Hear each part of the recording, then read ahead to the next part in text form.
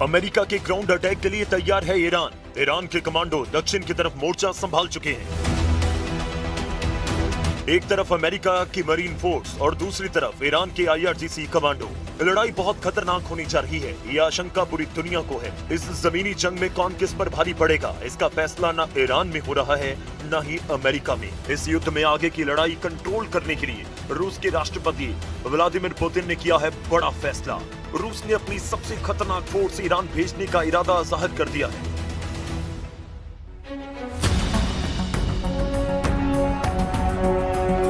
Report है कि Putin ने अपनी स्पेशल फोर्स ईरान में उतारने का फैसला किया है। पुतिन के ऑर्डर पर कमांडर कादिरोव ने ईरान युद्ध में उतरने का इरादा पक्का कर लिया। कादिरोव ने कहा कि वो खुद इस जंग में उतरकर अमेरिका से लड़ने के लिए तैयार हैं। कादिरोव ने अपने चेचन लड़ाकों को ईरान के लिए लड़ने का ऑर्डर दिया है और अब ये खूंखार चेचन लड़ाके अमेरिका की ईंट से ईंट बजाने के लिए ईरान की जमीन पर पहुंच रहे हैं। ये रिपोर्ट ईरान के सरकारी मीडिया में छप रही है। ये रिपोर्ट अजरबैजान की मीडिया में हेडलाइन बन रही है। चेचन कमांडर रमजान कादिरोव ने कहा कि जरूरत पड़ी तो वो खुद ईरान जाएगा और अमेरिका से लड़ेगा। रमजान कादिरोव के कमांडर बोल रहे हैं कि वो अपनी जान की बाजी लगाकर ईरान के लिए लड़ेंगे, क्योंकि कमांडर कादिरोव ने कहा है कि ईरान पर हमला पूरे इस्लामिक वर्ल्ड को बांटने की साजिश का हिस्सा है।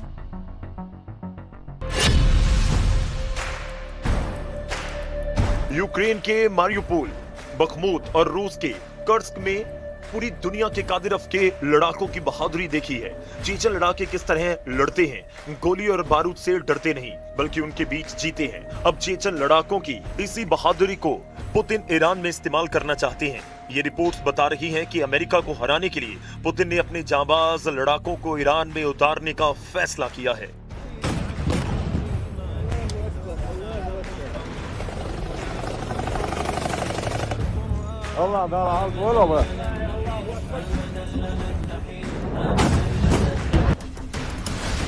इस युद्ध में रूस की फोर्स के उतरने का मतलब है कि अब ये जंग अमेरिका बनाम ईरान नहीं रही। अब ये युद्ध अमेरिका कैंप बनाम रशियन कैंप बन चुका है, जिसमें एक तरफ अमेरिका और नेतन्याहू के साथ अरब देश हैं, यहां से लगातार ईरान पर हमले हो रहे हैं। वहीं दूसरी तरफ ईरान को बचाने के लिए तैयार है रूस, चीन और उत्तर कोरिया। यही वजह है कि इस जंग को अब तीसरे विश्व युद्ध की शुरुआत कहा जा रहा है, जहां वॉर जोन ईरान है और दोनों तरफ लड़ने वाली ताकत सुपर पावर मानी जा रही है। ईरान के खिलाफ ग्राउंड ऑपरेशन के लिए अमेरिका इसलिए मजबूर हो रहा है क्योंकि वो अब ईरान के मिसाइल अटैक को नहीं रोक पा रहा। ईरान की खुर्रम शहर और सेजिल मिसाइल किस तरह इजराइल पर हमला कर रही है, इसके वीडियो लगातार वायरल हो रहे हैं। ईरान लगातार अपनी मिसाइल पावर से इजराइल, अमेरिका और खाड़ी देशों को शॉक पर शॉक देता जा रहा है। ये इजराइल का आसमान है और यहाँ ईरान की बैलिस्टिक मिसाइल कैसे इजराइल की 2 इंटरसेप्टर को धोखा देती है। इस वीडियो ने नेतन्याहू को परेशान कर दिया क्योंकि उनकी पूरी ताकत ईरान के मिसाइलों को रोकने में जाया होती जा रही है। इजराइल के डिफेंस सिस्टम काम नहीं कर रहे हैं।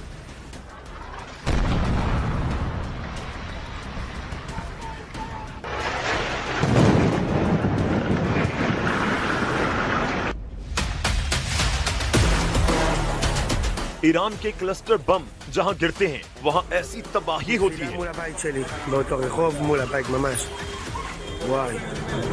ऐसे हमलों के बाद की तबाही देखिए और इस दौरान बंकर में पनाह लिए हुए लोगों को देखिए।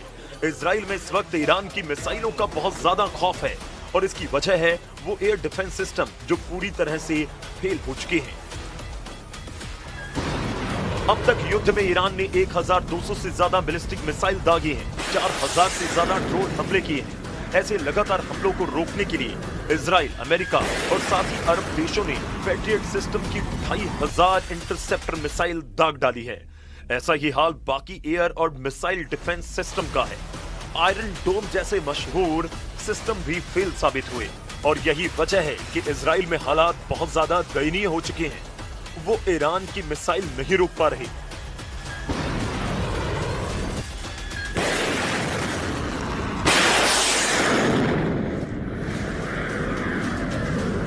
लेकिन डोनाल्ड ट्रंप की प्रवक्ता कैरोलिन का दावा है कि इस युद्ध में अमेरिका को लगातार कामयाबी मिल रही है। With respect to the ongoing major combat operations in Iran, Operation Epic Fury is moving ahead successfully and according to plan. With each passing day, the United States military is increasing its advantage over the terrorist Iranian regime.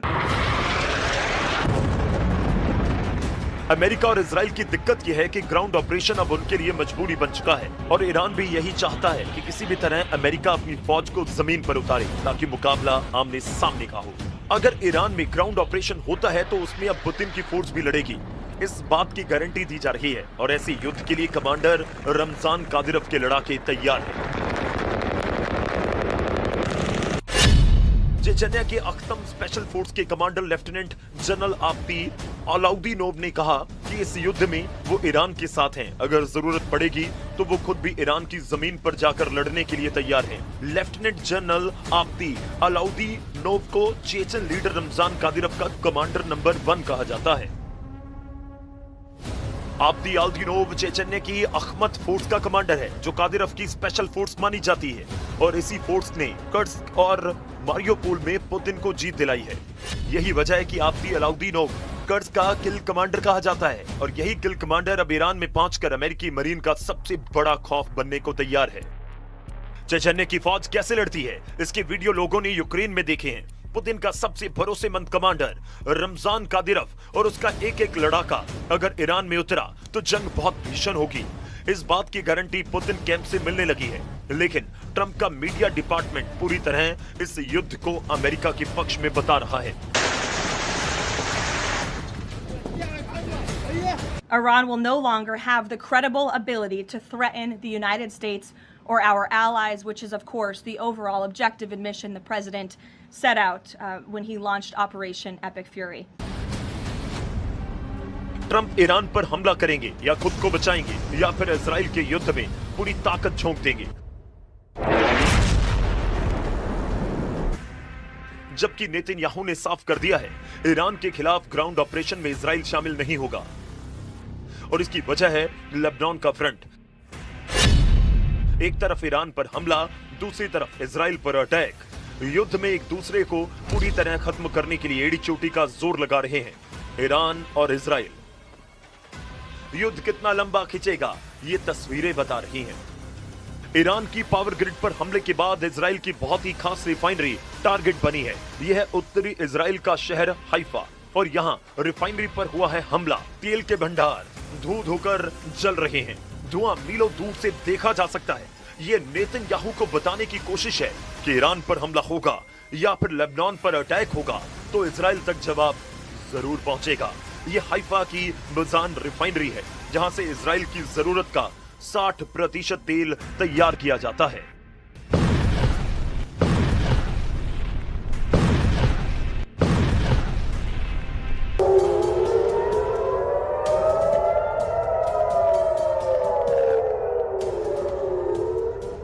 Israel की सरकार का दावा है कि Haifa की refinery को ज्यादा नुकसान नहीं पहुंचा और तेल की सप्लाई पर कोई असर नहीं पड़ेगा।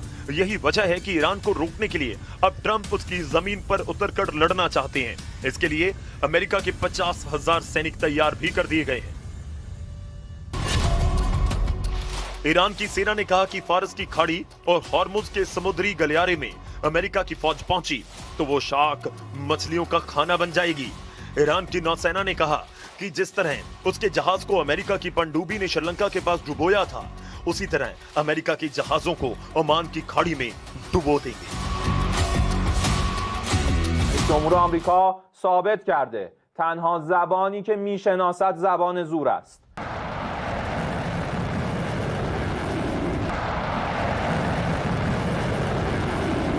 ईरान के सामने इस वक्त उसका दक्षिण का फ्रंट बहुत ज्यादा खतरनाक बन चुका है।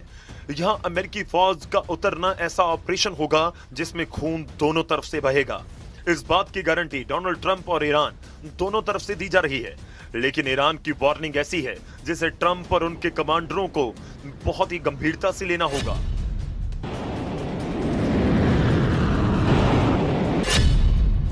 क्योंकि अब तो चेचन लड़ाके भी ईरान की तरफ से लड़ने को तैयार हो चुके हैं।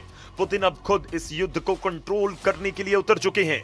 इस युद्ध में तुर्की पर भी सबकी नजरें हैं और एर्दोआन ने अरब देशों से कहा है कि वो इस युद्ध में शामिल ना हो। सऊदी अरब, यूएई और कतर का दौरा करने के बाद तुर्की के विदेश मंत्री को इस बात का एहसास हुआ कि ये सभी देश ईरान के खिलाफ युद्ध में उतरने के लिए तैयार हैं। अमेरिका और इजराइल की शुरू हुई इस जंग में अब सऊदी अरब, यूएई और कतर ईरान के खिलाफ नजर आ रहे हैं, जबकि तुर्की का रुख बता रहा है कि एर्दोआन अब मुस्तफा खामेनी के समर्थन में है। वहीं नाटो में स्पेन ने भी अमेरिका को बड़ा झटका दिया। स्पेन ट्रंप के युद्ध के खिलाफ शुरुआत से है। अब स्पेन ने कहा है कि वो अपने हवाई अड्डे और आसमान का इस्तेमाल इस युद्ध के लिए नहीं करने देगा।